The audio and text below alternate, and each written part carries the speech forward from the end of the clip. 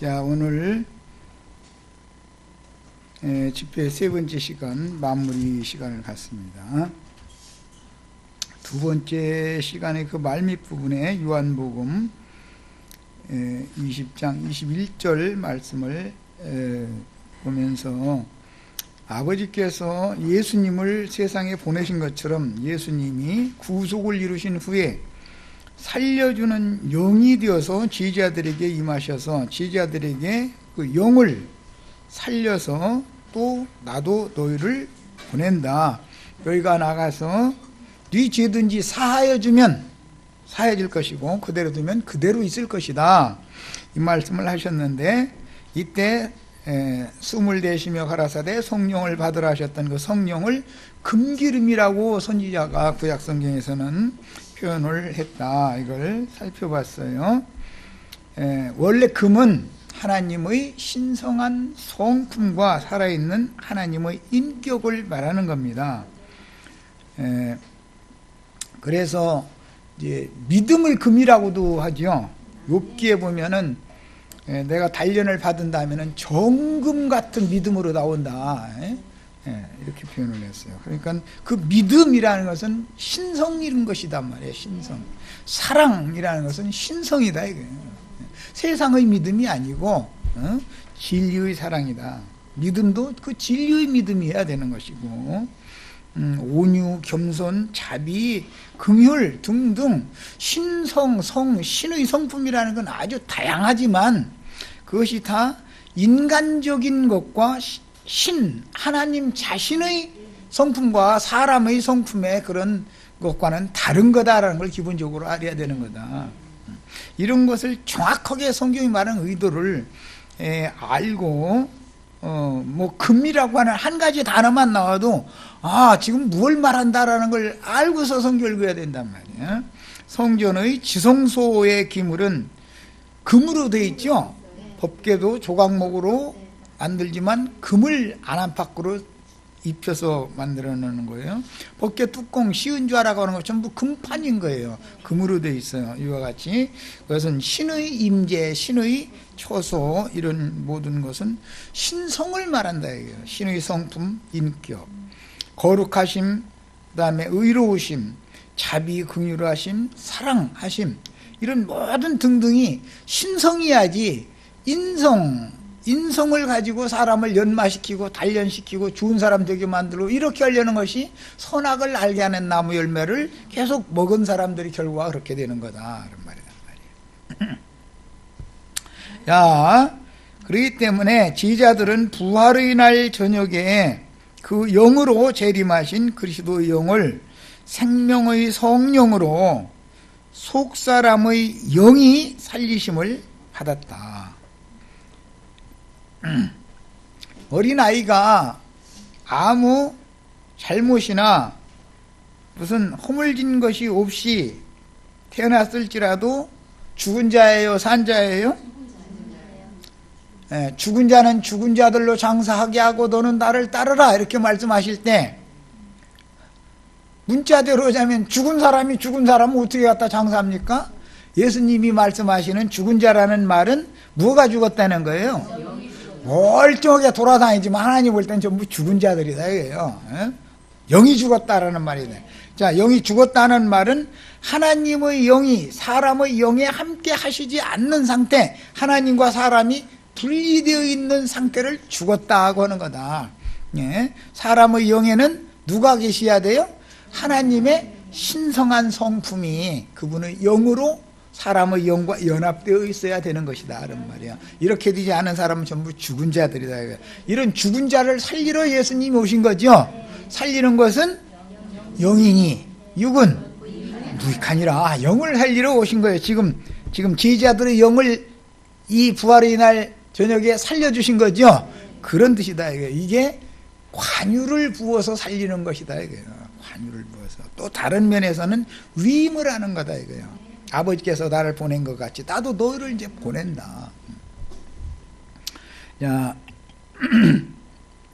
로마서 15장 16절에 의하면 이 은혜는 곧 나로 이방인을 위하여 그리스도 예수 일꾼이 되어 하나님의 복음의 제사장 직분을 하게 하사. 제사장들은 기름 부음을 받죠. 그 기름 부음이 관유를 만들어서 붓는 거단 말이에요. 향유를 붓는 거예요. 감람유를 그냥 붓는 게 아니에요. 이방인을 제물로 드리는 것이 성령 안에서 거룩하게 되어 받으실 만하게 하려 하십니다. 그랬어요. 그러니까 사람을 제물로 드리는 복음의 제사장 직분을 하려면 관유로 부음을 받아가지고 보냄을 받아야죠. 그런데 이런 절차도 거친 적이 없이 자기가 신학교에서 뭐 신학 공부한 거 뭐 그런 걸 가지고 나는 기름 부음을 받았다 그러면 그 말이 성경과 맞는 거예요. 말도 안 되는 소리예요. 말도 안 되는 소리죠. 이제는 누가복음 23장 33절로 34절 인용구를 봅니다. 해골이라 하는 곳에 이르러 뭘 십자가를 지고 그거 이르렀죠. 거기서 예수를 십자가에 못 박고 두 행악자도 그렇게 하니 하나는 우편에 하나는 좌편에 있더라. 이에 예수께서 이르시되 아버지 저들을 사하여 주옵소서. 자기들이 하는 것을 알지 못함이니이다. 여기 저들은 누구죠? 예수를 못 박아 죽이는 로마 군병들이죠. 그때 당시 역사적으로는. 그런데 그들이 자신들이 지금 무언 짓을 하는지 알고 그러는 거예요. 뭘로 그러는 거예요? 마지막 숨을 거두시면서 그 로마 군병들을 위해서 저들이 하는 짓을 알지 못하고 그러니까 용서해달라고 기도하시고 죽었죠. 사도행전 7장 59절로 60절에 그들이 돌로 스데반을 치니 그들이는 유대 교인들이죠. 스데반이 부르짖어 이르되 주 예수여 내 영혼을 받으시옵소서 하고 무릎을 꿇고 크게 불러 이르되 주여 이 죄를 그들에게 돌리지 마옵소서. 자기를 죽이는 자들을 위해서 기도하는 얘기죠. 이 말을 하고 차니라 그랬어요. 예수님이 십자가에서 그러셨던 것처럼 지지자들도 이렇게 주님과 무지한 대적자들을 위해서 용서를 구했습니다. 이것이 우리가 우리에게 빚진 자를 탕감해 준 것 같이 우리의 빚을 탕감해 주세요라고 기도하라는 의미다 란 말이야. 전도하러 나가면 다 쉽게 아멘 아멘으로 받아들여 주는 게 아니죠. 나름대로 나도 성경줄이나 읽었다 해가면서 침튀기고 덤빌라고 그러고 대적하고 이러지요. 자기네들의 그 율법 스승한테 가르침 받은 거에 이게 들어있는 게 꽉 채워져 있기 때문에 말씀을 들어도 받아들일 만한 틈이 없다 이거예요. 그들이 완악하고 교만해져 가지고. 제자들은 주님이 전파하기 시작한 천국 복음을 맡은 사명자들이므로 구속을 이룬 후에 그 영으로 제자들에게 임하신 주님은 제자들에게 위에 인용한 요한복음 20장 23절 말씀과 같이 죄인들을 회개시켜서 하나님께 죄들을 용서받게 하는 복음의 제사장 직분을 수행해야 하는데 대적자들이 많이 나타나게 마련이다. 짐승의 마음을 받은 자들이기 때문에 영에 속한 이야기, 하늘에 속한 이야기를 아무리 해줘도 귀를 틀어막고 안 듣는 거예요. 안 듣는 것으로 끝나는 게 아니라 대적하고 쇠방하게 돼 있죠. 그런데 주님께서 숨을 거두시기 전에 아까 읽은 것처럼 누가복음 23장 33절로 34절에 이에 예수께서 이르시되 아버지 저들을 사하여 주옵소서 자기들이 하는 것을 알지 못함이니이다 하시더라 라고 기도하신 것은 증인들이 세상에서 어떤 박해를 받을 것인지 예수님만 그런 박해를 받는 게 아니죠. 증인들도 똑같이 주님이 보내신 증인들이면 똑같은 박해를 받는데 그때 어떤 기도를 해야 하는지를 보여주며 스데반 형제님이 마지막으로 주님께 기도한 내용은 오늘 우리에게 구원이 이르게 해주는 그런 기도 내용이었다. 우리가 다 이런 진리의 증인들의 전도를 받으면 순종을 처음부터 잘 해지는 게 아니죠. 지금까지 다른 영을 받아가지고 다른 세상을 살고 있었기 때문에 자기의 그 안다 하는 지식 때문에 사람이 다 누구나 선악을 알게 하는 나무실과를 먹으면 어떻게 된다 했어요? 각자가 다 하나님 중 하나가 돼 있죠. 다 나름대로 지가 하나님 중 하나죠. 지가 제일 옳고 지가 아는 것이 제일이고 다 이렇게 돼 있다 이거예요. 그러니까 남 말 들으려고 해요, 안 들으려고 해요?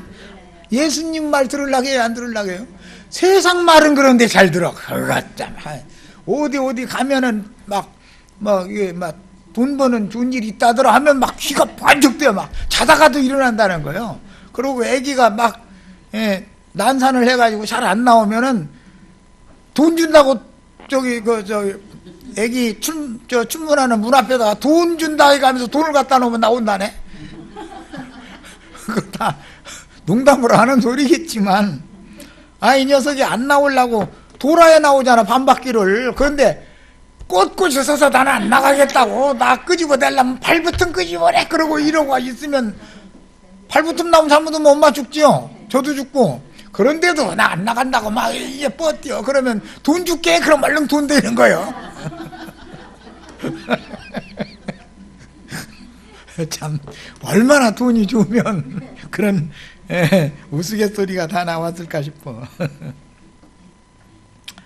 문제는 제자들이 나아가서 전도를 하면 누구나 자기 죄들을 고백하며 회개하고 주님께 용서를 받으려고 하는 것이 아니라 제자들이 전하는 믿음의 말씀, 구원의 말씀을 반대하고 심지어 대적하며 회방할 자들이 많으므로 제자들에게 죄를 짓게 마련인데, 이제 우리가 우리에게 죄 지은 자를 사해 준 것 같이라고 했지만 우리에게 빚진 자를 사해 준 것 같이 뭔 뜻인지 아시겠죠? 전도를 하면은 덤비는 짐승들이 있지요.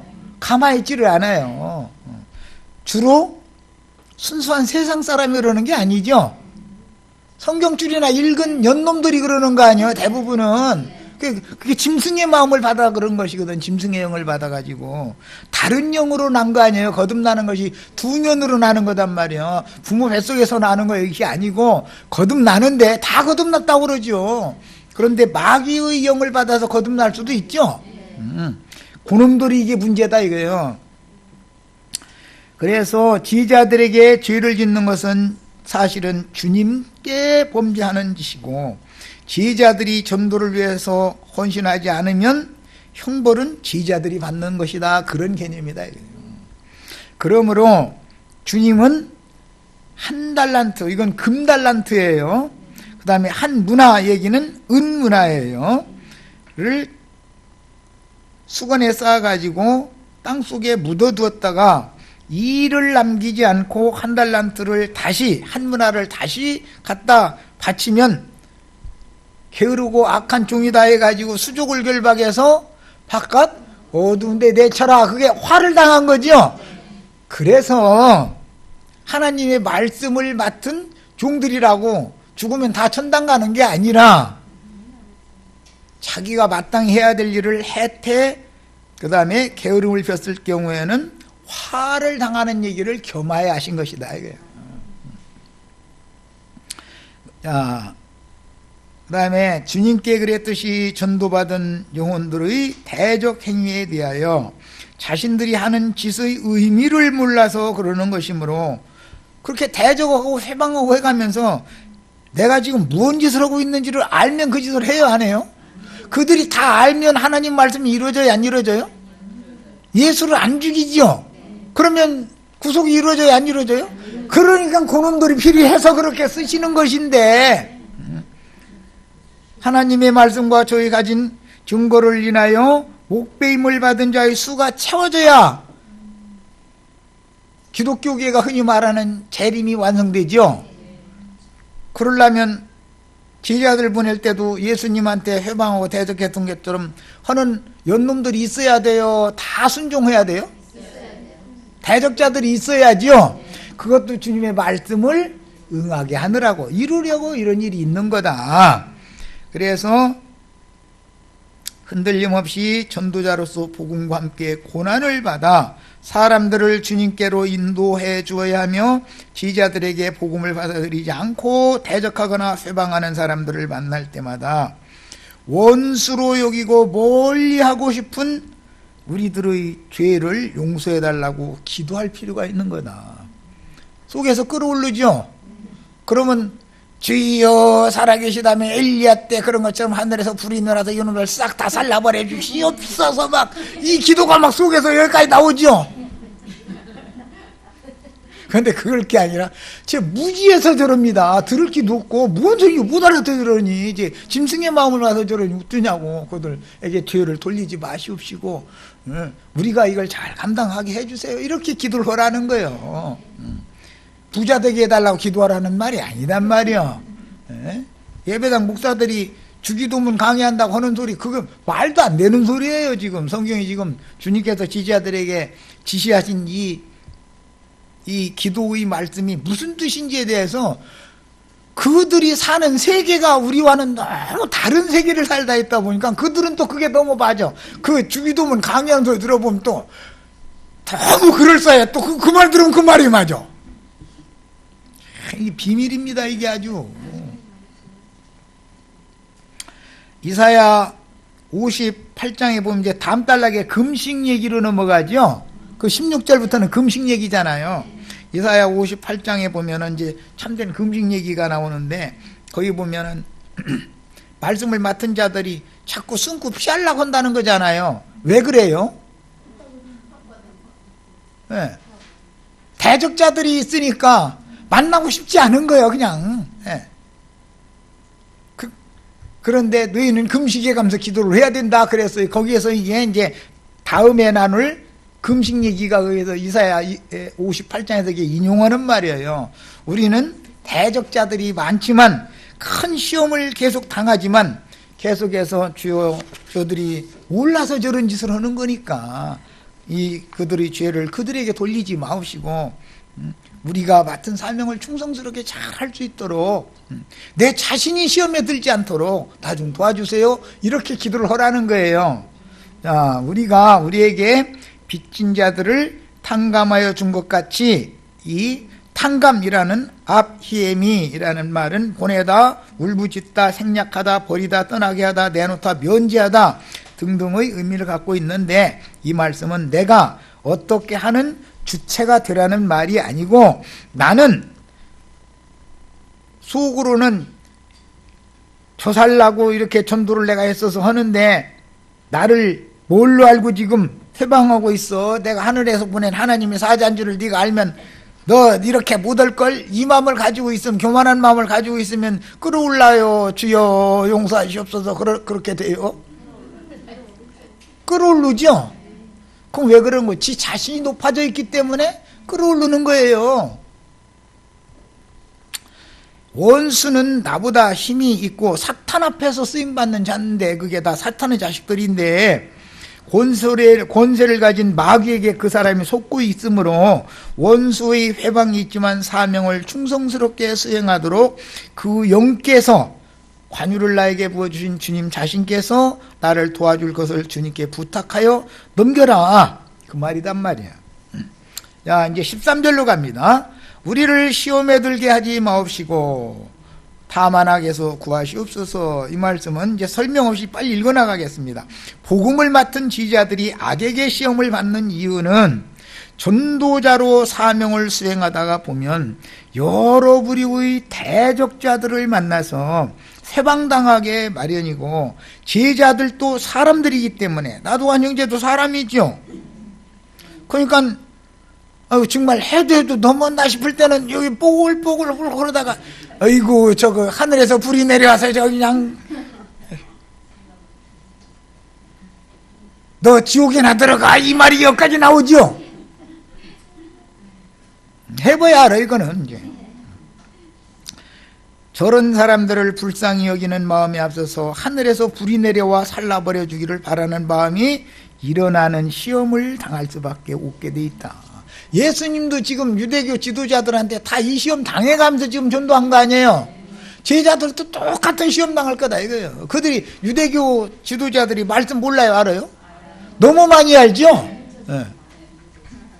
말씀 모르는 사람은 그렇게 덤비지를 않아요. 여기 지나가는 아저씨 아주머니들이 여기 들어와서 왜 당신이 말씀 이렇게 가르치냐고 회방하고 대적하고 할 필요가 있어요, 없어요?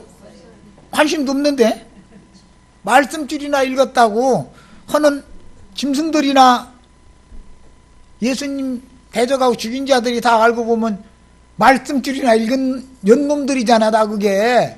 이렇단 말이에요. 만약에 마귀의 약한 활동이 없으면 전도를 대적하며 회방하는 일도 없겠지만 이미 범죄한 아담의 속성이 유전되는 인간 세상에서 악이 활동하도록 허락하시는 이유는 연약한 인간들에게 악의 시험은 곧 메시아의 은혜계로 인도해주는 역할을 하기도 하므로 나 같은 죄인도 구원하신 주님의 마음을 먼저 생각해보게 해주는 역할을 해주는 것이다. 그런 대적과 해방을 당할 때, 내가 불신자일 때, 전도자들을 만났을 때 나는 어땠던가?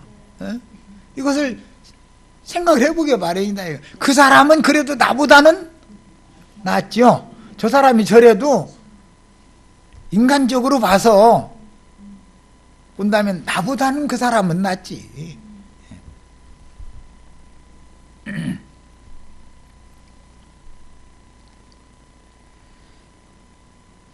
말씀줄이나 읽었다는 사람들이 제일 이제 문제를 일으키는데 이것은 사단이 가만히 보낸 자들이 있죠. 남의 집에 가만히 들어와서 에덴 동산에 뱀이 막 야 나 들어가니까 문 열어 이러고 들어오진 않죠. 담 너머로 가만히 들어와가지고 뭐 하려고 어리석은 여자를 미혹해서 지옥불로 끌고 가려고 오는 거예요. 이것은 에덴 동산에서 있고 끝내는 게 아니고 주님의 재림이 완성될 때까지 매 세대마다 계속 반복되는 일이죠. 오늘날도 뭐 장길자니 이만이니 뭐 이상한 연놈들이 나타나가지고 가만히 사람들 이곳저곳에 이렇게 뱀처럼 지혜롭게 허락했다고 해가면서 이렇게 보내지요. 그래도 어떻게 해요? 아이고 저 연놈 저거 불벼락 내려주세요 이럴 일이 아니죠. 최선을 다해서 가르치면 귀가 있으면 주님 은혜가 있으면 그도 거기서 나올 수가 있는 거다 이거예요. 사탄이 쪼그려서 끝내 안 나오면은 자기 행위대로 하나님이 갚는다 하셨으니까 주님께 맡길 수밖에 없는 거죠. 결론적으로 지자들이 나아가 전도할 때 악한 자에게 붙잡힌 죄인들이 복음을 반대하며 대적하고 회방하는 자들의 시험이 없다면 전도자들이 자신이 느슨해지기 쉽고 저 악한 자들이 전도자들에게 함부로 행할 때마다 메시아께 부탁할 필요도 없고 나의 원통함을 풀어주실 메시아께서 다시 오셔서 증인들의 핏값을 갚아줄 필요가 없죠. 말씀이 응해야 되기 때문에 그런저런 일들이 있는 거다 그런 말이야. 오늘날 뭐 이만희 장길자 이런 연놈들이 그렇게 판을 치는 것도 다 말씀이 응하게 하려고 그러는 거다 그런 말이야. 그런 데서 가만히 파송돼서 온 연놈들 만나면 어떻게 해야 돼요? 주여 저들의 죄를 그들에게 돌리지 마옵시고 저들이 무지해서 저럽니다. 뭘 몰라서 이걸 필요로 한다 이런 말이야. 오는 새 세상에서는 마귀가 무적행에 갇힘으로 현세의 교회 시대에 보내심을 받은 증인들이 반대와 박해 속에서 악전고투하면서 전도를 하는 것과는 달리 미혹의 영들의 활동이 천년기의 왕국에서는 있어요 없어요? 무적행에 갇히기 때문에 남의 집에 가만히 들어와서 회방하고 대적하고 하는 그런 이상한 그런 짓을 하는 자들이 안 생기죠. 그래서 교회 시대에는 이기는 자가 나올 수 있지만 오는 천년기 왕국에서는 백성들만 나오는 것이지 이기는 자랑은 나올 수가 없는 거다라는 것도 아셔야 되겠어요. 자, 그러니까 해방하는 일이 없으니까 숫자는 빨리 채워지겠죠. 그러나 교회 시대의 제자들이 악에게 시험을 받을 수 있는 위험은, 제자들이 이제 스스로 시험 받는 위험은 더 위험한 문제가 있어요. 외부에서 들어오는 적 때문에 시험 받는 것은 막기가 쉽죠. 그거는 사실 아무것도 아니죠. 그냥 딱 세상 말로 딱 보면 아니까. 그러나 자기 자신이 시험 받는 문제는 이건 정말로 어려운 문제다 이제. 전도자 자신이. 왜? 첫째는 배도를 할 위험이 있다. 은혜의 성령을 소멸시킬 소지가 있지요, 사람은. 그 다음에 사명에 대한 느슨함이라는 가장 큰 시험에 빠질 수도 있다. 전도를 아무리 해도 막 베드로처럼 하루에 3,000명, 하루에 5,000명 막 이렇게 막 들어야 되는데, 한 명 얻었나 싶으면 한 1년이나 2년 있다 보면 딴소리고 나가버리고 이래서 하면 힘 빠져요. 에이, 나 주님 그만할게요. 잘할 놈 갖다 쓰세요. 아이, 나 이제는 이제 나도 그만할래요. 이제 뭐 생기는 것도 아니고, 예배당 목사는 월급이나 생기지만 이건 돈 받자 하는 일도 아니고 말이요. 내 생계는 내가 다 해가면서 이거 하려면 하다 힘 빠지면, 이제 잘할 사람, 주님 능력이 많으시니까 잘할 사람 불러다 쓰세요. 나도 좀 그만 쉬고 싶어요. 이런 생각이 올라와요, 안 올라와요? 이건 또 안 해본 사람은 또 몰라, 이거 해봐야 알아, 이거. 그러면 또 주님이 쌀쌀 빌어가면서 내 잘못했다 이래야 되는데, 그만둬 있는 놈 하기 싫으면 나 이렇게 나가면 사람 죽어, 이거 정말로. 네 사명을 안 하면 너에게 화가 있는 줄만 알아, 이놈. 아, 이러면 또 뒤집혀 또. 나이가 정말 사람 죽어 아주. 예배당 목사 같으면 돈이나 생기니까, 근데 이건 무슨 월급 받는 것도 아니고, 누가 차비 한 푼이나 보태주는 것도 아니고, 도대체 이게 뭐냐, 이거요, 제자들은. 정말 참, 이게. 자기 스스로 이런 시험 당하는 것이 제일 큰 시험이에요. 그래서 제자들에게 시험에 들게 마시옵시고 기도를 하라는 거예요.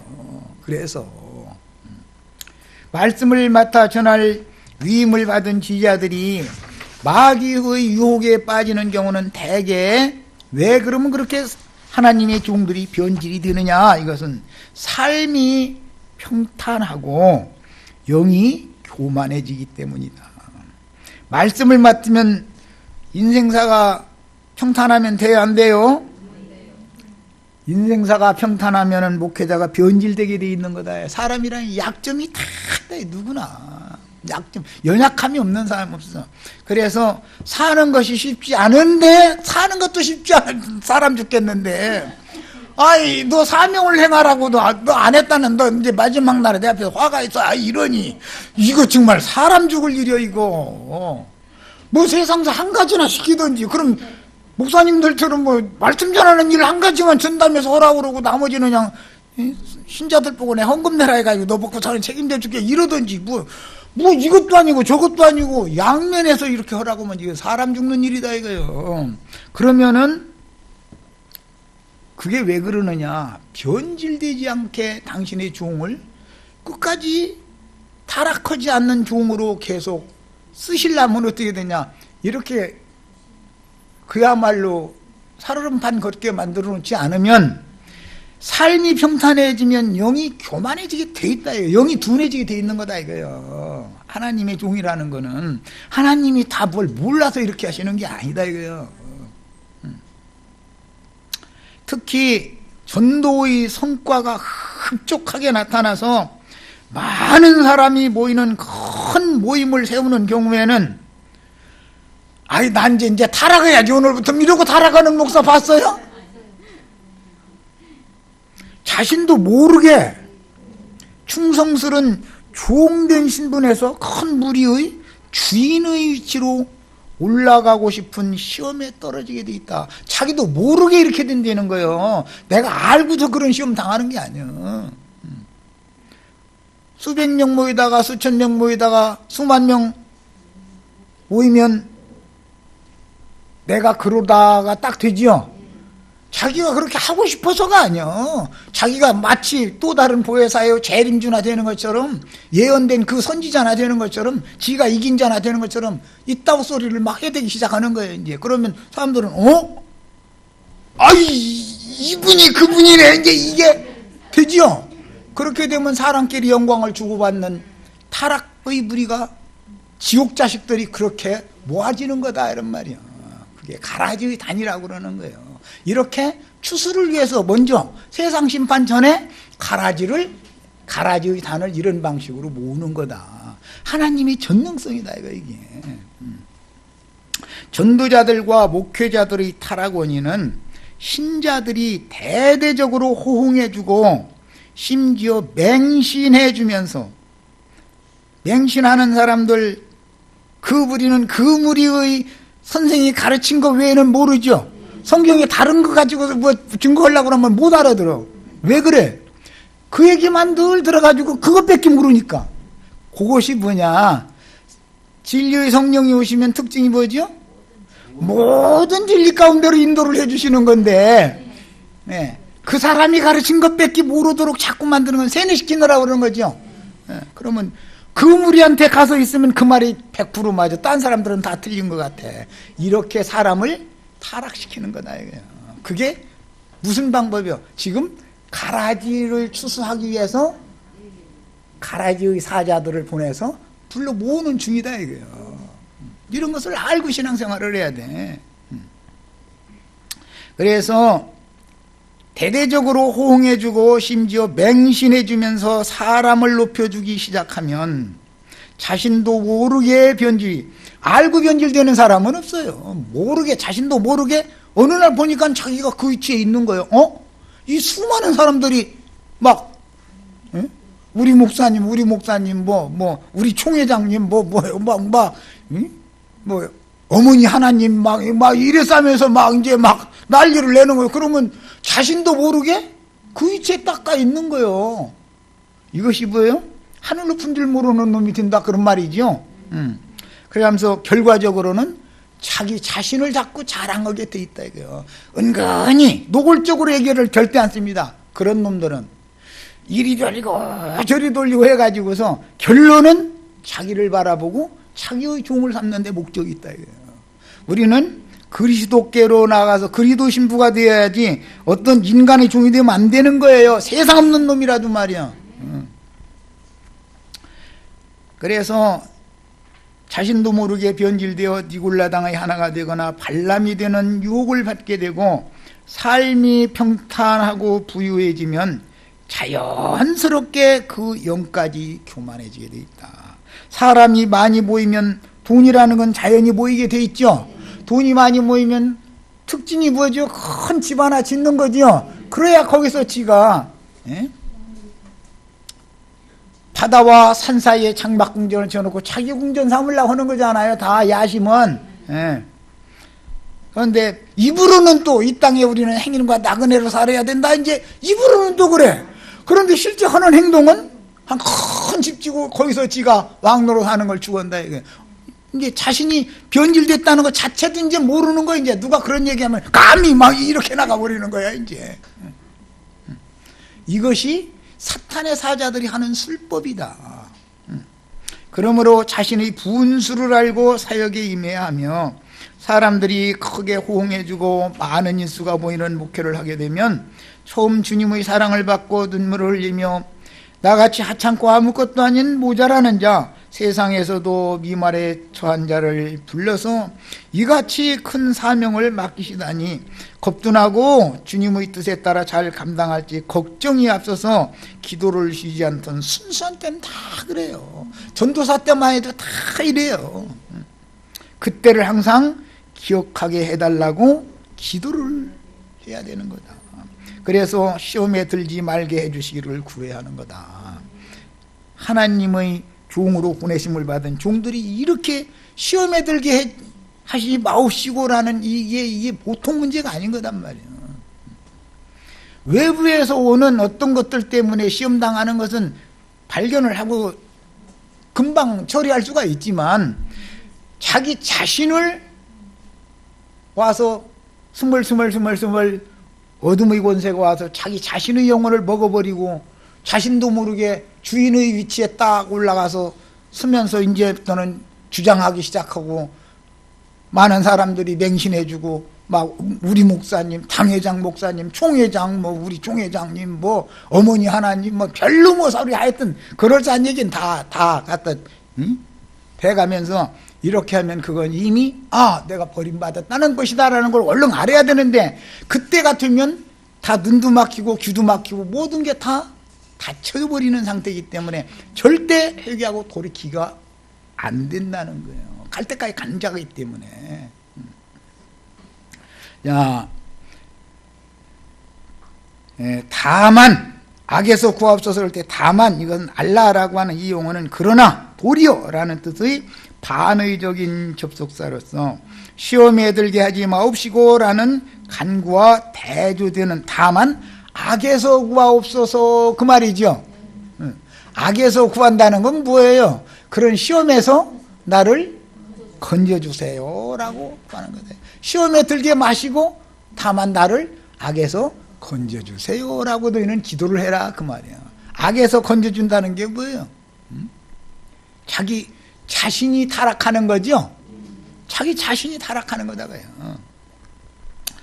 이런 간구와 연결을 하고 있는데 악에서라고 할 때 이 포네로스 이건 병든 아픈 비난받을 만한 나쁜 추잡한 등등의 실체는 마귀에게 시험을 당하는 자신의 영혼이 악에게 시험 당하는 것이다.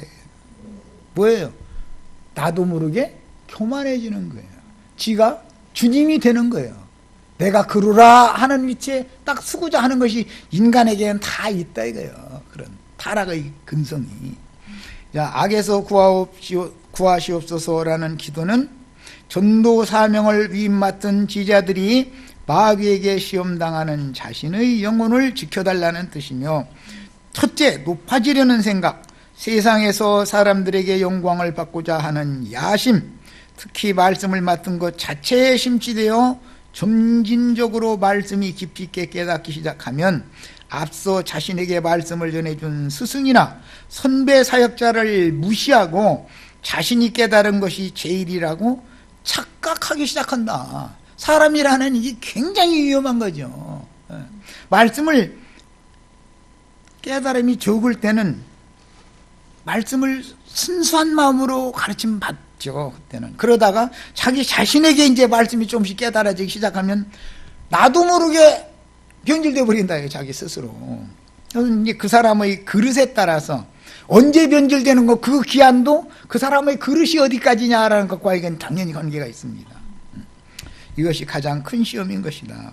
사역하는 동안 말씀들이 더 폭넓게 깨달아지며 깊이가 더해질수록 자신도 모르게 자아에 도취되는 것이 인간의 연약성이고, 마귀는 이런 약점을 노리고 기다렸다는 듯이 주님께로부터 받은 것들을 주님께 유익하도록 사용하지 못하게 하려고 영을 교만해지게 하므로 시험에 빠져서 허우적대면서도 자신은 주님의 충실한 종으로 착각하게 하여 영적 교만에 떨어지게 만드는 것이 가장 큰 시험이다. 시험에 들게 마옵시고 다만 악에서 구하시옵소서.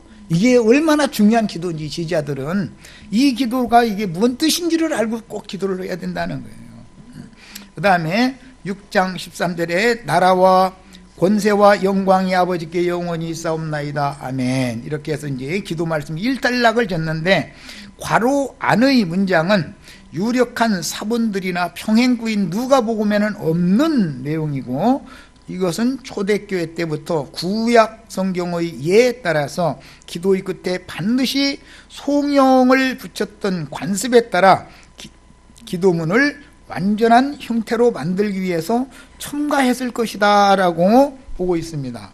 본문에서 나라는 메시아의 왕국인 하늘들에 계신 하나님 아버지의 왕국이며, 그 나라를 아버지께 받아가지고 자기 땅의 자기 백성들에게 임하신 그리스도의 그 영께서 친정체대를 실현하는 교회를 가리키는 말이다. 나라라는 것은 교회를 가리키는 말이에요. 그래서 너희는 그의 나라요 그의 밭이다. 나라라고 되어 있죠. 교회가 나라예요.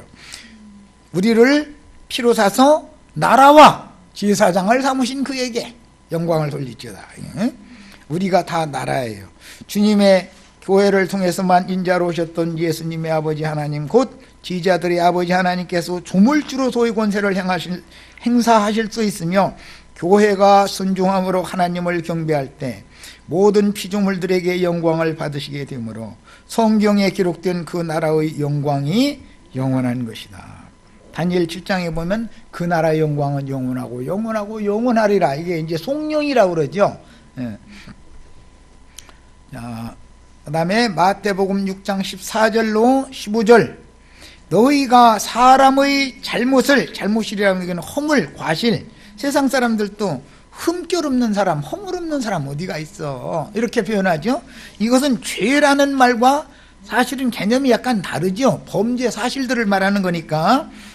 사람의 잘못을 용서하면 너희 하늘 아버지께서도 너희 잘못을 용서하시려니와, 너희가 사람의 잘못을 용서하지 아니하면 너희 아버지께서도 너희 잘못을 용서하지 아니하시리라. 이 말씀을 잘못 읽으면은, 내가 남 잘못 용서해주면 하나님도 나 용서해주고 이렇게 되지요.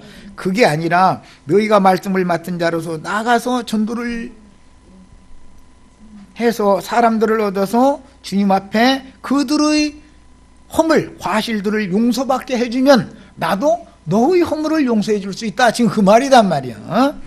자, 주님은 제자들이 이 생에 살면서 말씀을 전파하고 목회를 통해서 양무리를 양육할 때 잘못을 저지를 수 있음을 염두에 두고 기도 말씀을 가르친 후에 본문을 처음하셨는데, 여기 잘못, 파라포토마타라는 이 용어의 문자적인 뜻은 한편으로 치우치다라는 뜻이다.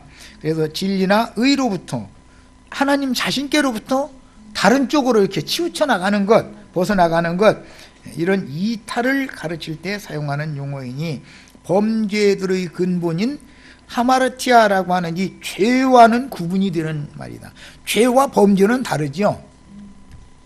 천국 말씀을 맡은 지자들에게 기도를 가르쳐 주신 후에 왜 본문 말씀을 첨가하시는지를 깊이 생각해 보아야 하는데, 이 말씀의 배경은 그 당시 경건주의자들인 바리새파나 쿰난종파 등의 관념은 율법의 각 항목들을 구체화시켜서 많은 조항들을 더하여 삶에 적용하라고 위선적인 경건 행위를 강요하면서 은근히 자신들은 경건한 자로 분별된 자라고 자부하였습니다.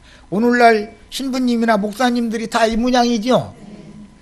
자신들은 율법을 다 지켜서 하나님의 영광에 이를 수 있는 자들로 자부하며 세리, 장기, 여타의 백성들을 죄인들이라고 정죄하는 것이 그들의 관습이었으며, 세리와 장기와 모든 죄인들은 하나님께 버림을 받았기 때문에 멀리해야 부정에서부터 자신들을 지킬 수가 있다고 생각을 했습니다. 주님은 당시의 이런 관념 속에서 천국 복음을 맡은 지자들에게 세리, 장기 모든 죄인들로 낙인 찍힌 그들이나 너희들이 하나님 앞에서는 동일한 죄인들이며 연약한 존재들이다 라고 특별히 인을 쳐서 전도자로 보내야 하므로, 지자들의 전도사역을 통해서 죄인들의 범죄들을, 흠결들을, 허물들을 용서받게 해줄 때 너희의 범죄, 과실, 허물, 흠결들을 하나님께서도 용서해 줄 수가 있다라고 하신 말씀입니다. 이것은 사역에 관한 말씀인 것이지, 내가 누구를 용서해 주니까 하나님도 나를 그 대가로 용서해 준다, 이런 말이 아니다란 말이야. 마귀의 살아있는 인격으로 육체들 속에 거하면서 왕노릇하는 죄는 드러내고 심판해야 하지만, 연약한 육체를 입은 인간들이 저지른 허물들, 범죄들, 잘못, 과실들은 용서를 받아서 하나님께 나아가게 해주는 것이 천국 복음을 맡은 지자들의 사명이요, 하늘에서 이미 이룬 뜻에 따라 메시아의 왕국이 땅에도 임하게 하는 방법이기 때문이다. 우리는 흠결, 허물, 범죄 사실들은 용서를 받아야 되지만 죄는 심판하는 것이 하나님의 뜻이다. 용서를 받는 면에서는 자비 긍휼의 하나님이지만 심판하는 하나님에서는 공의와 거룩한 하나님을 강조한다 그런 말이에요. 그러므로 말씀을 맡아 보내심을 받은 지자라면 누구를 만나든지 그의 과거를 들추어내려 하지 말아야 하며, 세상에서 다 그러죠. 과거를 묻지 마세요. 처녀 총각 때 물방앗간 뒷전에서 손가락 걸어가면서 끝까지 가자고 약속했는데 어느 날 갑자기 보니까 몇몇 친구들 따라서 서울로 갔대. 그래서 이제 여름철에는 농사 지어야 되니까 차도 못 나서고, 농사 다 하고 나서 이제 겨울철 되니까 서울바닥 다 뒤져가지고 찾아서 만났는데 고개 푹 숙이고 말도 없고, 그런데 벌써 보니까 아니야. 이게 옛날에 내가 사랑하던 그 여자가 아니고, 그 여자는 어디로 가버렸고 이상한 이 귀신 덩어리가 여기 앞에 있는데, 순자야 영자야 미자야 이제 마음 돌려라. 너 여기 와서 네가 뭔 짓을 하고 다니냐 내 눈에 다 보인다 지금. 그래도 내 사랑하는 마음은 난 변함이 없으니까 이제라도 다 털고 가자. 그러면 내가 오빠 따라서 그 중구석에 가서 시어머니가 또 수너식이 나오셔? 나는 그것은 못해. 이렇게 나오면 참 이거 사람 죽죠? 그러면 이제 속에서 끌어올리면 어떻게 해요? 내가 인연아, 인연이 지난 1년 동안 뭔지도 왜 다닌지 모르는 줄 알아요, 인연. 이렇게 하면 돌아와요, 안 돌아와요? 그래도 손 다시 한 번 더 잡아주고, 난 다른 약속은 못 해주지만 너하고 나하고 맺은, 손가락 걸면서 맺은 그 말은 남아이런 중천금이라고 그런다. 그건 난 변침없다. 그냥 가서 같이 고생하자 하면 따로 나와야죠. 진짜 좋은 사람 만난 건데 그걸 모르고서는 지금 아이고 참 꼴값을 떨면 참, 우리가 다 꼴값 떨던 여자였죠.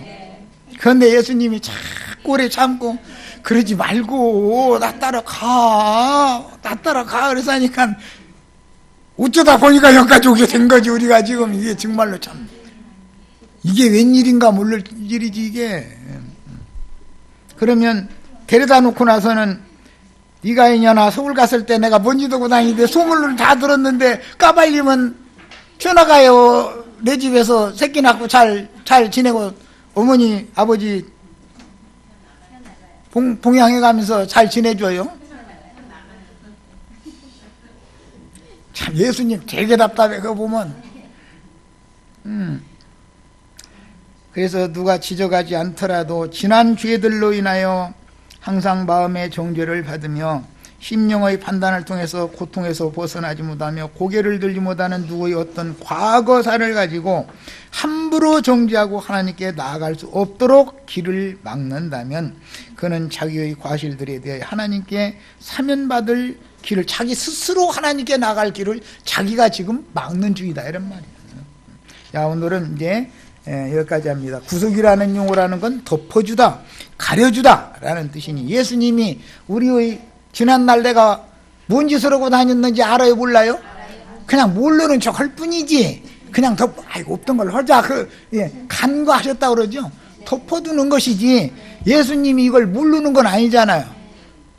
또 덮어주면 기가 살아가지고 또 지가 서울 가서 뭔 짓던 것을 막 그냥 그것은 생각지도 않고 자기 신랑한테 막 이랬으면 신랑이 속 썩어요 안 썩어요? 아이고 그렇다고 여기까지 나오는데 너희한테 너 그때 서울 갔을 때 막 이제 나도 귀가 없는 줄 알아 인연 막 이렇게 나오면 끝나는 거죠. 뭐 이제 바토 나는 거죠. 자 여기까지 해서 마치겠습니다.